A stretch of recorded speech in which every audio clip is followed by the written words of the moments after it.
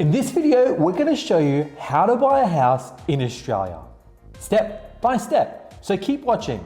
In fact, this process has helped over 1,000 home buyers into the Australian property market over the last 2 years. In this in-depth video, you're going to learn how much deposit you actually need to buy a home, what home buying grants you're going to be eligible for in 2022, if it's better to speak with your bank or mortgage broker, plus lots more.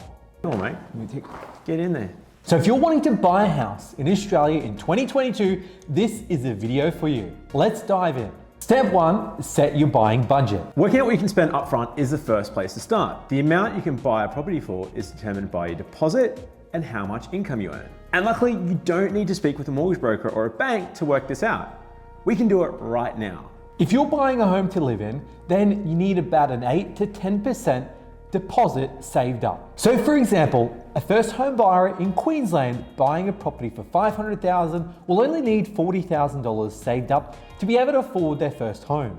But if you're thinking of buying an investment as your first property, it's a pretty different scenario. You're going to need at least 12% in savings and you have to actually pay stamp duty. So you'd actually need almost double the amount in savings. So on that same $500,000 property in Queensland, for a first-time investor, you'd actually need $77,500 in savings. So keep in mind, stamp duty does creep in if you're purchasing over the stamp duty threshold. Also bear in mind that if you buy an investment property as your first property, you could lose any future concessions or first home buying grants because you've already owned a property before.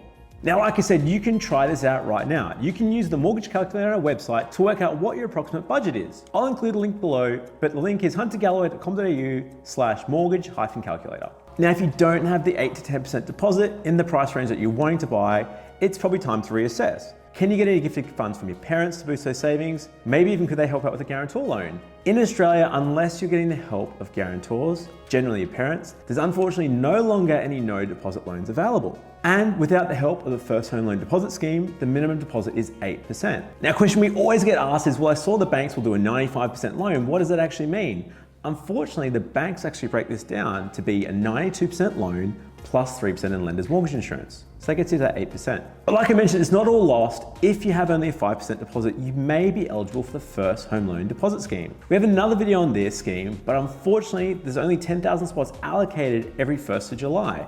So if you're looking at buying towards the end of the year or sometimes at the start of the year, there may be no spots left. Check with your mortgage broker for availability on this. Well, it all depends on what your plans are. Now, first homeowners grant at the moment is only eligible for brand new property. So if you're looking for established homes, this wouldn't be something that you might necessarily go all the way out for just to get. And unfortunately with new properties, it's a bit like buying a new car. Sometimes they build in that extra $10,000 or $15,000 you can get for the first homeowner's grant into the price, so you're no better off financially. We've done a video on eligible grants, so definitely check that out to get an idea of what you might be eligible for. And if you have enough deposit, then it's time to move on to the next step. The next step is to get in touch with your mortgage broker to complete an eligibility assessment or even start a pre-approval application. An experienced mortgage broker will be able to give you a loan eligibility letter, which is going to provide you a really accurate understanding of how much you can afford and what the bank's actually going to lend you. Now, this eligibility letter is really useful because sometimes banks do have restrictions on postcodes or properties that you might be looking at. So to lock in with the lender to begin with sometimes isn't a good idea. And that's where the eligibility is really handy, especially if you're looking at something that's off the plan that's coming up in the next 6 to 12 months time, where the bank's pre-approvals are going to expire, or if you are looking at a unique property or even a unit, some lenders do have restrictions there. So eligibility letter, if your mortgage broker suggests it, is always a good starting point. Like Nathan said, timelines are a pretty critical factor. Most pre-approvals are only valid for 3 months, so if you're thinking about buying in 9-12 months time and just doing the planning, it's definitely worth having a chat to a broker. When doing their assessment, your broker is going to look at things like your living expenses, your HECS or HELP loans, credit cards or any other debts to see how much the bank's actually going to lend you. Now, when you're going through this stage, make sure you give your mortgage broker all the information possible. If you're thinking about changing jobs in the next 2-3 months, it's important to let them know because the bank will potentially not do any lending to you until you start that new job. Yeah, we had one recently where we had a customer actually accept a voluntary redundancy that wasn't going to happen until July next year. Now, they wanted to purchase a property off the plan, and unfortunately we weren't able to do anything until they had a new role lined up. Now, this helped immensely in their situation because they did have that off-plan purchase coming up 1 month before their voluntary redundancy was up. So once again, let your broker know everything so they can work around it and help guide you in the right direction to ensure your purchase goes through when you want it to make it happen. It's also at this stage your broker can take you through any fees or costs you're gonna have to pay on top of that 8% deposit and your stamp duty. Other things you might want to factor in here are your building and pest inspections, potential conveyance or solicitor costs, and other costs that you just want to factor in to make sure you're gonna have enough deposit when it comes time to settlement.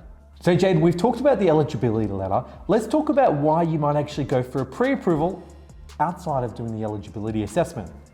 So there's a couple of things to consider. Again, we've got a whole other video on eligibility versus pre-approval that you can check out below. The advantages of pre-approval are, one, you'll have a bank locked in. So if you're looking at making unconditional offers or going to auction, you definitely want a pre-approval because then the bank said at least, hey Nathan, we're happy with everything about your situation. We like your income, everything else, subject to you finding a property that we're satisfied with. Where pre-approval doesn't help is in situations like Nathan said, is where you might be looking at different types of property, maybe units in certain postcodes, maybe even tricky houses where you might be near power lines and things that the banks may have issues with. Getting a pre-approval is also good to have the bank to sign off on your income. We've had clients whose income was a little bit outside the box, so having a bank actually assess it and give the green light to say, yes, we're happy with your income assessments, makes a big difference in giving you confidence that you can actually go ahead with the purchase. So the $1 million question, Nathan, should I speak with my existing bank or a mortgage broker? What's the difference? Now we've got an entire video on this topic. In general, mortgage brokers work for the best interests of their client. That's actually been legislated, so they have to look after their client's best interest. So at a high level, there's no cost to utilize a mortgage broker.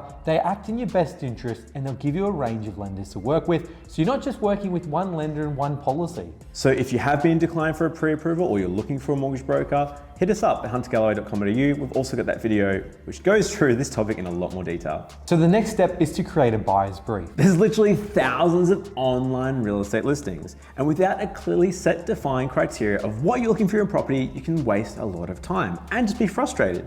By creating a buyer's brief, it's going to help crystallize your thoughts on your new home. It's going to allow you to go look into the market with a clear view of what you're looking for. This means less time wasted on Saturday open homes, running around the city. Nathan's told the story, went from one side of town to the other, looking at places. Buyer's brief is going to help you have a crystal idea and understand the type of property, how much you're looking to spend, the suburbs you're looking at, etc., etc. We have a buyer's brief template which we'll attach to below. And the best thing about this template is it's not set in stone. As you go through your process, you may update your requirements. I know when I started looking, I thought I was going to build a house, then I thought I was going to renovate one, then I eventually chose to buy an existing one. And that's the beauty of a buyer's brief, because at least you know, well, principally, I definitely need a place that's next to public transport, etc. Some of the criteria that's going to set your buyer's brief include timeframes. Setting a purchase timeframe will help you commit to buying a property, and it gives you an idea of how quickly you need to move. For example, if you're looking to buy in the next 9 months, then maybe getting a pre-approval isn't a good idea.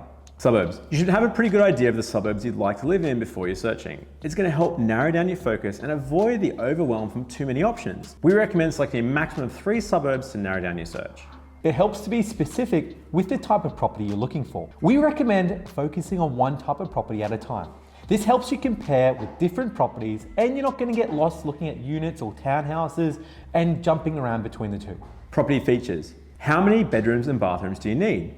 How many would you like to have? How big do you want the house or land? Do you need car spaces? Property style. If you're looking for something specific, then note it down. Do you want to buy a new property? Are you happy with an established home? Do you want a place that's perfectly livable as is, or do you want a fixer-upper up? Outdoor features, indoor features, and even energy controls. For this section, the buyer's brief has a bunch of ticks. There's a lot of must-haves, nice-to-haves. Do you need to have solar? Do you want it to be NABERS rating energy efficient? It can be important, so you want to have a think about this before you get in. Other features and deal breakers. Use this section to list out any specific features that you want to include or would be a deal breaker. For example, being next to a busy road. So you can download the buyer's brief checklist from our website. Check out huntergalloway.com.au/tools. Step 4, starting the property search. Now you've completed your buyer's brief, you're ready to start looking for the property. The next step is to start actively searching for the properties that fit your criteria. There's 3 main methods to search for a property. The main methods are 1, look online, 2, talk to real estate agents, or 3, hit it old school and drive around the suburbs. Let's talk about the first method, which is searching online. The internet's obviously made it much easier to find a property. You're not having to go through newspapers, you're not having to trawl through real estate offices, you can just jump online and check it out. The two best places to look online are either realestate.com.au or domain.com.au. But from our experience, these two are the biggest and best. Definitely a pro tip here is setting up your property alerts so you get an instant notification when a new property that meets your criteria becomes available. The second method is by talking to real estate agents. Real estate agents typically will get a property 2 to 3 weeks before it actually comes onto the market. So in a quieter market, there can be opportunities for you to actually make an offer on a property before it hits and other people get through. Now in a hot market, this doesn't always happen because the real estate agents will put it on the market and try and sell it to the highest bidder. But if you can get into a pre-market or off-market listing, it can help you get in before everyone else and potentially get a home without the competition. Now the easiest way to get access to these listings is to know some of the active agents in your area. And it comes back to having those target suburbs. If you're only looking at 3 suburbs, you're going to know that Nathan, John, George, Sarah, whoever are the most popular agents in that area. And you can even hit them up and email them and say like, hey, Sarah, I'm looking at buying a 1-bedroom unit in and around Ashgrove, and this is my broad budget. Do you have anything that's on at the moment? And if you do, please let me know because I'm ready to buy. Again, they like to know if you're looking at buying now rather than looking at buying in 9 months, because if it's a long way in the future, they're probably gonna be a lot less motivated. Now, the third method is driving around your target suburb. You might find a property that's for sale, driving around that you might have otherwise missed online. You might even find the perfect home that isn't for sale, and you might want to try and hit up the owners directly, or find out who the owner is, even through your real estate agent contacts, to try and buy the property directly. Driving around, while not the most efficient method, can be effective, and we've heard stories of people actually buying properties on the house that they're renting from, even buying from the landlord, by directly contacting them and cutting out the agent. Some sellers are pretty motivated by this because it saves them 2 to 3% on the sales fees, so think about that when you're trying to negotiate off-market yourself. Step 5, create a property shortlist. As you start to see properties that appeal to you, create your own shortlist. You can either do this in a Google Sheet or just on realestate.com.au. You can add details like the address, number of bedrooms, how many square meters it is, and use it to compare to other properties that you like. Then you can use some online tools to help you compare apples with apples. This is where a website that we like using called WalkScore comes in handy. It gives you a good idea on the livability of the area, the walkability, and an idea on how close you are to restaurants and public transport. Another great tool to use is microburbs. It gives you some pretty easy scores like HIP score if there's cafes around, family score, lifestyle score, and community score, just to get a sense of how these different properties compare to each other on your shortlist. For more details, check out the Create a Shortlist checklist. So the next step, once you've decided on the property, is to arrange your first inspection.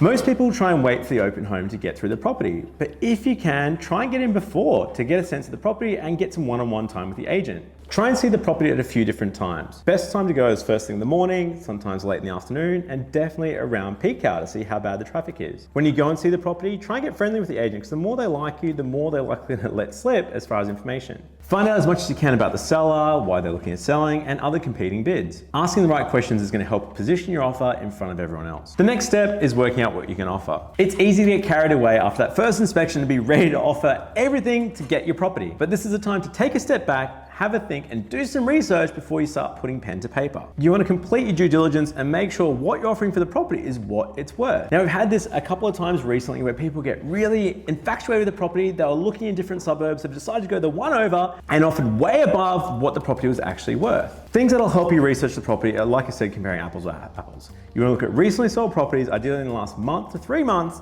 that have recently sold that have the same amount of bedrooms in the exact same area or within 2 kilometers of the property looking at buying, and have the same sort of features. Is it the same sort of finishes? Is it really modern, super renovated, etc., to work out how much you're going to offer the real estate agent. Now, you want to put your offer in writing to the real estate agent, generally on an email. In Queensland and Melbourne, you can make offers subject to finance. In Sydney, not so much. Check out your local state and potentially be guided by a mortgage broker and by the agent on the best method of making an offer. The next step after this is your offer's accepted. So it's time to get your finances sorted. At this stage, your executed contract to sell needs to go to your mortgage broker or banker to get the application moving. If the bank hasn't changed their lending policies and your financial situation hasn't changed, then you shouldn't have any issues as far as your pre-approval needing to be updated or anything else around it. Yeah, if policies have changed, or say your income's low, your situation's changed, then there's a risk the bank might also change their position. So one thing to be aware of is once you have been pre-approved, it's worth checking in with your broker or lender to make sure policies haven't changed, even over the last month or 2. We have noticed that recently with different banks changing their DTI and the way they assess applications and the way they assess income. So it's definitely worth checking in. Now remember, most banks' pre-approvals only last for 3 months. So if it's been longer than 3 months, you'll need to reapply with another application. Once again, as we said, if your income situations change, you almost need to check if you still qualify with the same bank you'd applied for. If your contract has a clause subject to building and pest, then at this stage you also want to get your building and pest inspection arranged. It's worth going to the inspection with the building and pest inspectors to check out the property, and they'll point things out that are going to be in the report that you can get a bit of feedback and feel on before we actually go ahead, so that you know if it's worth still proceeding or pulling out, or potentially using the small issues of building and pest inspectors find to reduce the purchase price. Step 9, paperwork.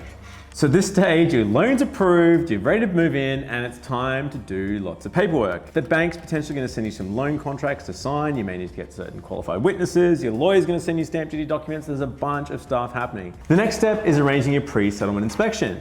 This is where you can go through the property and check out for any minor defects that have happened since you actually bought the place. It also includes if the previous owners have left garbage or things in the property that shouldn't have been in part of the contract. If the defect is quite large, like a big hole in the wall, now you want to make sure everything's fixed up before you take possession of the property on settlement, because once you buy it, it's your problem. And finally, it's now for settlement. This is where you pick up the keys, your solicitor is going to take care of everything. You don't actually need to turn up or be a part of the settlement process because your solicitor in the bank takes care of everything. Once the settlement goes through, your real estate agent will release the keys to you and you can move in. Congrats, you now own a home. How did you find this? Are you looking at buying a home in 2022? If you are, hit us up. Hunter Galloway, the home for home buyers across Australia. We can help you out with working out your affordability, what grants you're eligible for, and all the other bits and pieces we mentioned in the video. Hit us up at huntergalloway.com.au, and until next time, see you guys later.